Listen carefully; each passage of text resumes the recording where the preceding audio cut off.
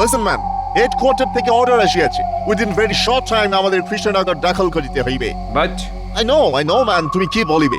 তুমি বলিবে যে জাস্ট নাও কৃষ্ণনগর দাখল করা আমাদের পক্ষে কোয়াইট ইম্পসিবল। রাইট স্যার, আমরা এখানে বাণিজ্য করিতে আসিয়াছি, আমাদের সঙ্গে তেমন সৈন্য নাই, আর আমি যতটুকু জানিয়াছি তাহাতে মহারাজ কৃষ্ণচন্দ্রের সৈন্য সংখ্যা প্রচুর। তুমি আমাকে হাসাইলে ম্যাম। শুনো, কোনো কিছু দখল করিতে গেলে সব সময় সোলজার লাগে না, চাটুরে দিয়া কাজ সারিতে হয়। ঠিক বুঝলাম না। ফার্স্ট অফ অল আমাদের সেই আদমিকে খুঁজিয়া বার করিতে হইবে যে কৃষ্ণনগরের সব খবর রাখে, আর মানির লোভে সে আমাদের কাছে সব খবর সাপ্লাই করিবে। রাইট রাইট স্যার, বাট তেমন লোক কি পাওয়া যাইবে? আই থিঙ্ক অবশ্যই পাওয়া যাইবে, বিকজ এই দেশের ট্রেটার, আই মিন বেঈমানদের কোনো অভাব নাই। So let us search from today. Okay sir. শুনো, টুমরো বিজনেস করিবার অচিলায় আমরা কৃষ্ণনগরের প্যালেসে যাইব, আর সেইখান থেকেই শুরু হইবে আমাদের searching. Clear? Clear sir. Good.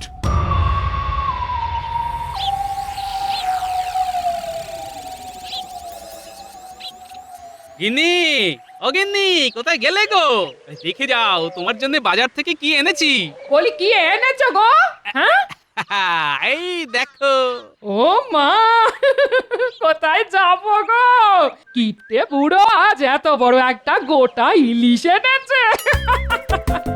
এই মাছের ভাজা করবে, ঝাল করবে, আর মুড়ো দিয়ে চচ্চড়ি বানাবে। হ্যাঁ গো হ্যাঁ, গোটা ইলিশ যখন এনেছো তখন এমন রাঁধবো না যে খাবে সে হাতের আঙুল চাটবে। হ্যাঁ, তুমি খুব খুশি হয়েছে তো গিন্নি? শুধু কি খুশি নাকি, খুব খুব খুশি হয়েছি গো। সেই জন্যই তো 4টে ক্যাটের কড়ি খসিয়ে ইলিশ আনা। আসলে খুশি হলে তোমাকে এত সুন্দর দেখতে লাগে না, কি বলবো, গাল দুটো ফুলে একেবারে লুচির মতো হয়ে যায়, তাতে আবার লালচে লালচে আভা। মরণ।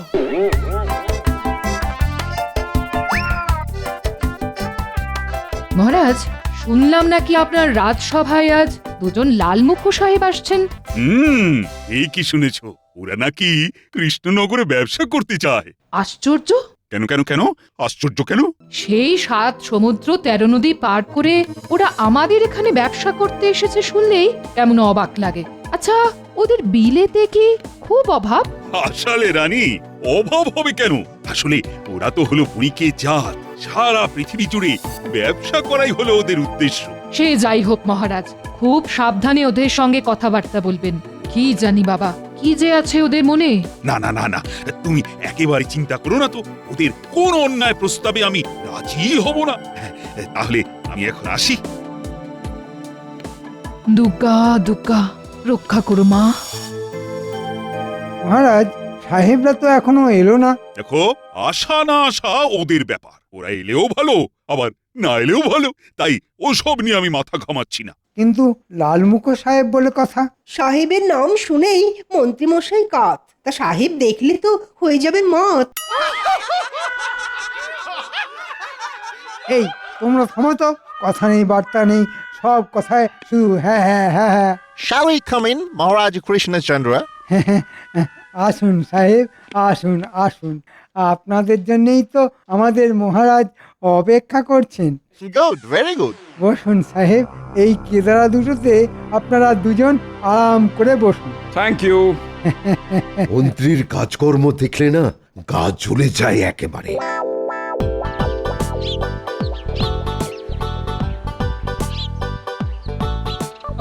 রাজসভায় আসতে আজকেও দেরি হয়ে গেল, কি আর করা যাবে, এমন সুস্বাদু ইলিশ তো আর গপ গপ করে খাওয়া যায় না।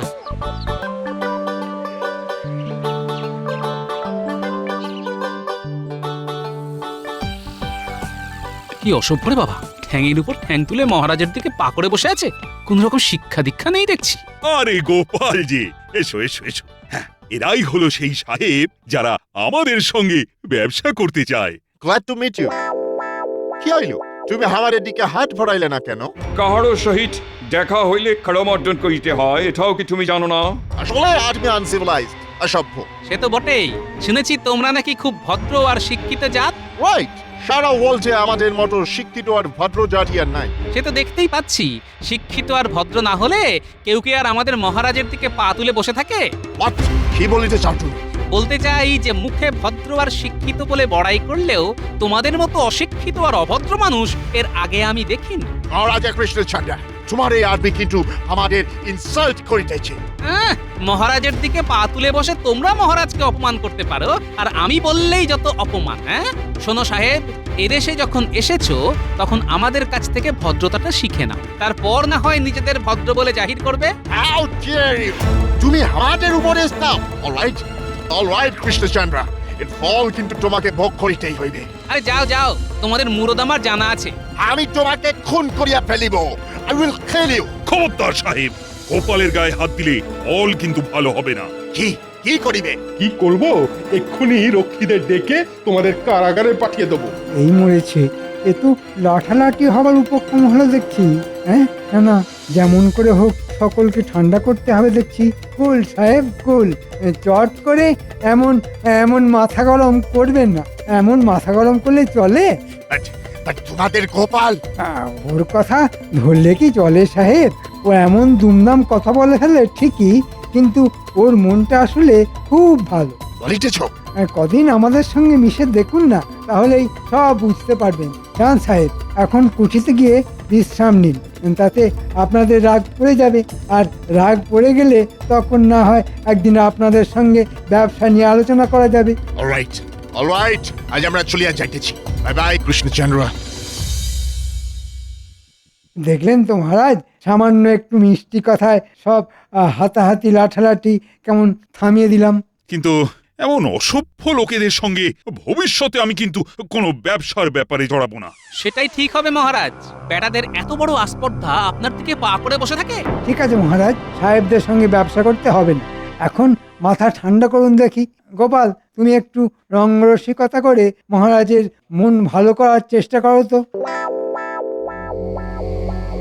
এই ইনসাল্ট আমি কিছুতেই ভুলিতে পারতেছি না, কিছুতেই না। কিছু একটা করিয়া এই অপমানের প্রতিশোধ লইতে হইবে। রাইট, ওই কৃষ্ণচন্দ্র আর ওই গোপালকে বুঝাইয়া দিতে হবে যে ইউরোপিয়ানদের ইনসাল্ট করিলে তাহার ফল কি মারাত্মক হইতে পারে। ইয়েস। বড় সাহেব, একজন লোক আপনার সঙ্গে দেখা করতে চায়। ওর সাথে কোনো অস্ত্র নাই তো? না সাহেব, ভালো করে সব কিছু দেখে নিয়েছি। রাইট, ওকে পাঠাইয়া দাও।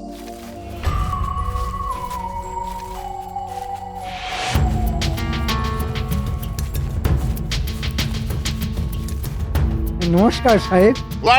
তুমি কে আছো? আমি হচ্ছি তাহলে ওই কথাই রইল সাহেব। ইয়েস। তাহলে এখন আমি আসি সাহেব। জাস্ট আ মিনিট, ইহার মধ্যে 1000 আছে, পুরো কাম হইয়া গেলে আরো পাবে।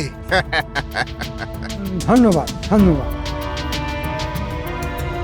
কি বলিয়াছিলাম, এই দেশে ট্রেজার বিশ্বাসঘাতকের কোনো অভাব নেই। Right you shed.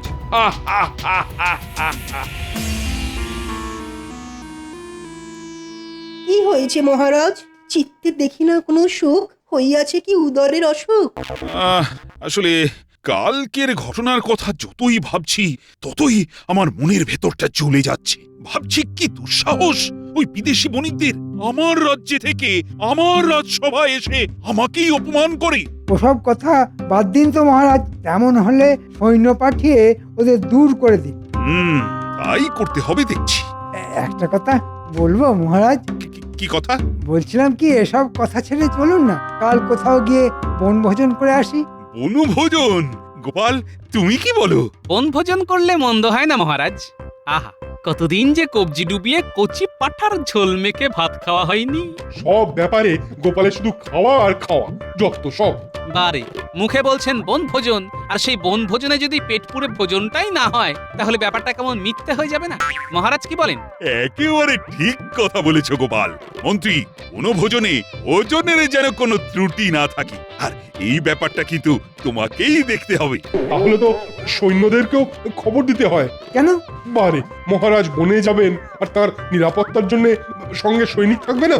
দেখো সেনাপতি, মহারাজ বনভোজনে যাচ্ছেন যুদ্ধ করতে নয়, তাই এক্ষেত্রে অযথা সৈন্য সামন্ত না নিয়ে যাওয়াই ভালো। তাতে বনভোজনের আনন্দটাই মাটি হয়ে যাবে। আমার মনে হয় সৈন্য নিয়ে যাবার প্রয়োজন আছে। কেন, সৈন্যরা গিয়ে কি করবে? হয়তো কিছুই করবে না, আবার হয়তো অনেক কিছুই করবে। তোমার না সব কিছুতেই বাড়াবাড়ি। আরে বাবা, সঙ্গে করে শুধু সৈন্য নিয়ে গেলেই হবে?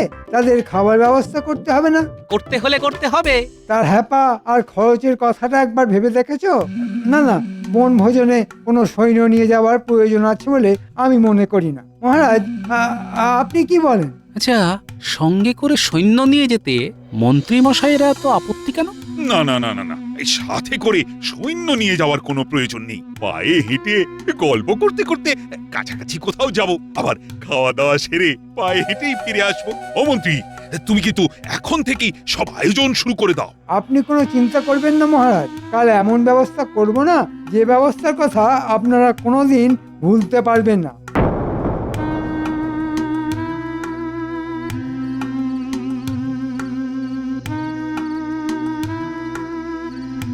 সেনাপতি, সেনাপতি, কি ব্যাপার গোপাল, এত রাতে? একটু কথা ছিল। ভেতরে এসো, ভেতরে এসো। বলো, কি বলবে এবার বলো। বলছিলাম কি, আমরা তো সৈন্য ছাড়াই জঙ্গলের মধ্যে বনভোজনে যাচ্ছি। তুমি গোপনে সৈন্যদের প্রস্তুত থাকতে বলো, তারা যেন বেশ খানিকটা দূরত্ব বজায় রেখে আমাদের অনুসরণ করতে করতে যায়। আর একটা কথা, এইসব কথা আমি, তুমি আর সৈন্যরা ছাড়া কেউ যেন জানতে না পারে। তুমি কি কিছু সন্দেহ করছো গোপাল? দেখো, চারদিকের পরিস্থিতি তো ভালো নয়, তাই সাবধানের মার নেই, বুঝলে? ঠিক আছে, তোমার কথা মতোই সব ব্যবস্থা হবে। তাহলে আমি এখন আসি, কাল তো আবার ভোর ভোর বেরিয়ে পড়তে হবে। হ্যাঁ, এসো।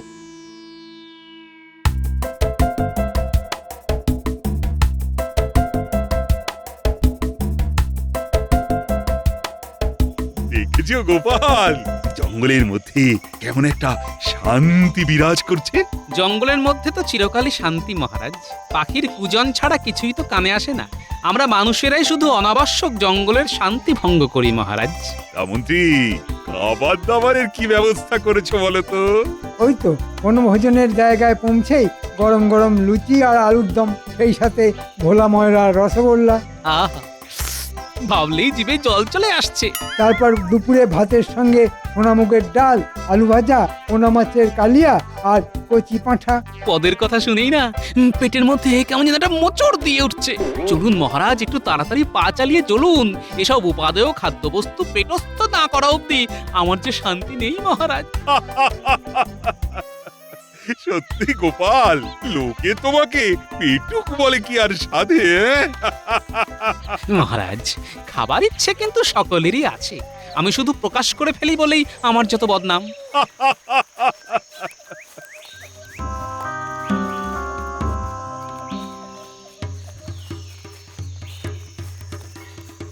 কি কি কি কি? কৃষ্ণচন্দ্র, তোমাদের বন্দি করা হইল। পালাইবার চেষ্টা করলে তোমাদের সব কটাকে শুট করিব। কি এসবের মানে কি? সেদিন তোমরা আমাদের ইনসাল্ট করিয়াছিলে, ইহা তাহারই রিভেঞ্জ। ইহাদেরকে গাছের সাথে বাঁধিয়া ফেলো। আমাদের এইভাবে আচমকা আক্রমণ করার মানেটা কি? হ্যাঁ, আমরা এবার তোমাদের দেখাইব রিয়েল রিভেঞ্জ কাকে বলে।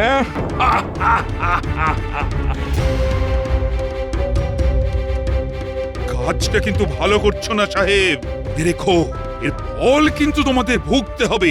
চাপ নেটিভ ইন্ডিয়ান, এখন তুমি আমাদের হাতে বন্দি। এরপর আমরা তোমাকে দিয়া পেপার সাইন করাইয়া তোমার কৃষ্ণনগর কারিয়া লইব। উহার পর তোমাকে এই রাজ্য হইতে তাড়াইয়া দিব। রাজা হইতে তুমি বেগার হইয়া যাবে, ভিখারি। আর তোমার ওই বিগ বেলি, আই মিন পেট মোটা গোপাল হইবে আমাদের স্লেভ, মানে কৃতদাস। ওয়েল ডান মন্ত্রী, ওয়েল ডান। এই কাজের জন্য আমরা তোমাকে 1000 অ্যাডভান্স দিয়েছিলাম, এখন কুটিতে ফিরিয়া আরো 5000 দিব। থ্যাংক ইউ সাহেব, তবে কৃষ্ণনগরের সিংহাসনটা আমাকে দিলে আমি আরো বেশি খুশি হতাম। মন্ত্রী, এসব তাহলে তোমারই ষড়যন্ত্র?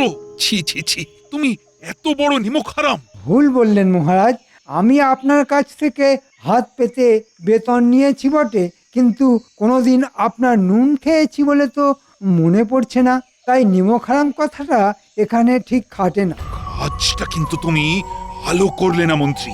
তুমি শুধু আমার সঙ্গেই বেইমানি করলে না, বেইমানি করলে নিজের দেশের সঙ্গে। এসব বাজে কথা ছাড়িয়া মন্ত্রী চলো, এখন একটু টিফিন আর লাঞ্চের অ্যারেঞ্জমেন্ট করা যাক। চিন্তা করো না সাহেব, গরম গরম লুচি আর কচি পাঠার ব্যবস্থা আছে।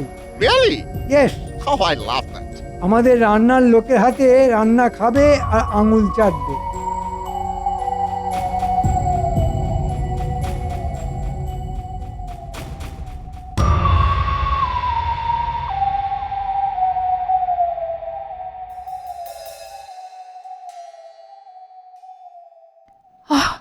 এ কি এমন করে মঙ্গল প্রদীপ নিভে গেল কেন? এ কি কোনো অশুভ লক্ষণ? না না না না, মহারাজ জঙ্গলে বনভোজনে গেছেন, ওনার কোনো বিপদ হলো না তো? হে ঠাকুর, ঠাকুর রক্ষা করো, মহারাজের যেন কোনো বিপদ না হয় ঠাকুর, উনি যেন ভালোভাবে ফিরে আসেন। দয়া করো ঠাকুর, দয়া করো। হায় ভগবান, আমি আমি মহারাজ কৃষ্ণচন্দ্র, অথচ আজ আমার কি অবস্থা! এই জঙ্গলের মধ্যে গাছের সাথে বাঁধা অবস্থায় অসহায় ভাবে দাঁড়িয়ে আছি। কি আর করবেন মহারাজ, দুধ দিয়ে কালসাপ পুষলে এমন অবস্থাই হয়। আজ আজ আমি বুঝতে পারছি মন্ত্রী হচ্ছে কাল কেউটের থেকেও বিষাক্ত। গালাগাল করছেন মহারাজ? করে নিন, করে নিন, আশ মিটিয়ে গালমন্দ করে নিন।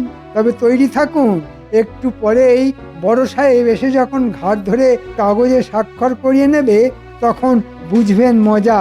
রাজা থেকে একেবারে ভিখারি হয়ে যাবেন। হ্যাঁ, আহ আহ আহ, যাই, ওদিকে হয়তো কচি পাঁঠা রান্না শুরু হয়ে গেছে, একটু পরেই জব্বর ভোজ। হ্যাঁ, আহ আহ আহ আহ। কিছু কিছু একটা করো গোপাল, কিছু একটা করো, আমাদের আমাদের সকলকেই বিপদের থেকে উদ্ধার করো। এতটা ভেঙে পড়বেন না মহারাজ, দেখবেন শেষ পর্যন্ত কিছু একটা ব্যবস্থা হয়ে যাবেই যাবে।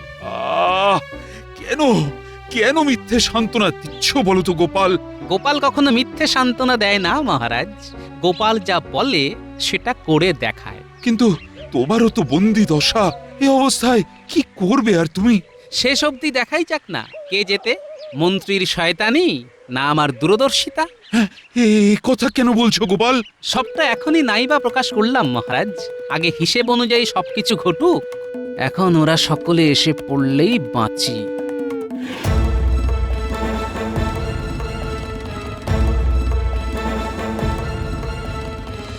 কৃষ্ণচন্দ্র, এখন গুড বয়ের মতন এই পেপারটায় একটা সাইন করিয়ে দাও। কিসের স্বাক্ষর? নটি বয় কিচ্ছু যেন বুঝিতে পারিতেছ না। এই পেপারে লেখা আছে তুমি নিজের ইচ্ছায় তোমার সব প্রপার্টি স্থাবর অস্থাবর আমাদের দিয়া দিতেছ। অসম্ভব, অসম্ভব, আমি এই কাগজে কিছুতেই স্বাক্ষর করব না। কেন জেদ করছেন মহারাজ?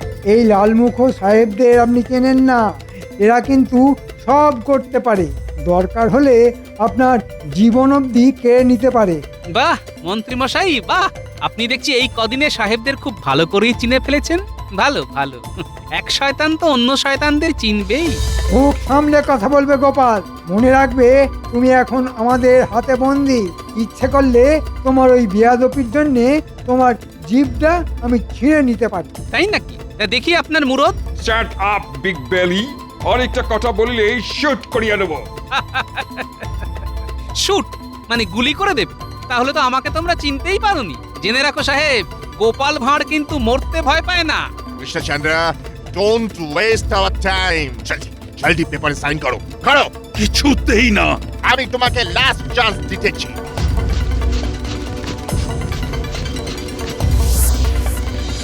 ও মাই গড, এই ওয়েপন ছুড়ে লোকে। একেবারে নড়বার চেষ্টা করবেন না সাহেব, মনে রাখবে তোমাদের বন্দুকের গুলির থেকেও আমাদের বল্লম অনেক শক্তিশালী। একটু নড়লে কিন্তু তোমাদের বুকগুলো একবারে এফড় এফড় করে দেব।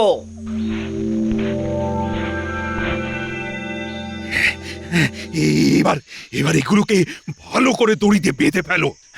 আচ্ছা সেনাপতি, সৈন্যরা এখানে কি করে এলো?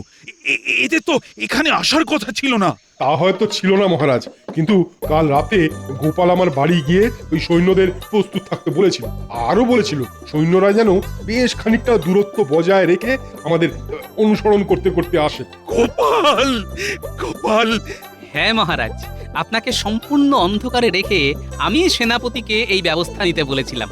কারণ সৈন্য নিয়ে বনভোজনে আসার ব্যাপারে মন্ত্রীমশাইয়ের প্রবল আপত্তি আমার মনের মধ্যে কেমন একটা খটকা তৈরি করেছিল।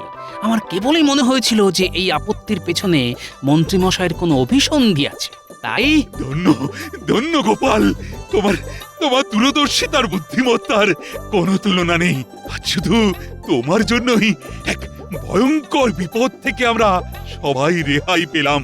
মহারাজ, এখন এই সাহেব আর মন্ত্রীকে নিয়ে কি করব?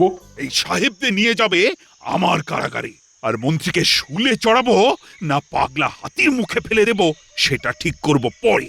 এখন এখন গাছের সঙ্গেই বাঁধা থাকো। ওরে বাবা, ফুল না হলে পাগলা হাতি। ওরে বাবা, দুটোতেই যে বড্ড লাগবে। তাহলে থাকো এখানে এইভাবে গাছে বাঁধা হয়ে, এটাই তোমার শাস্তি। চলো চলো সকলে।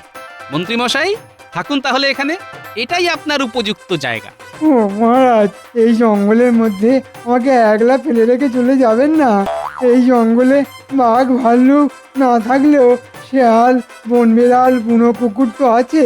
ওরে বাবা রে, হাজের আধার নামলে তা যদি সকলে এসে আমাকে কামড়াতে থাকে, ওরে বাবা, তাহলে যে আমার সর্বাঙ্গ বিষাক্ত হয়ে যাবে। ও মহারাজ, একটু দয়া করুন না, একটু দয়া করুন না, একটু দয়া করুন না।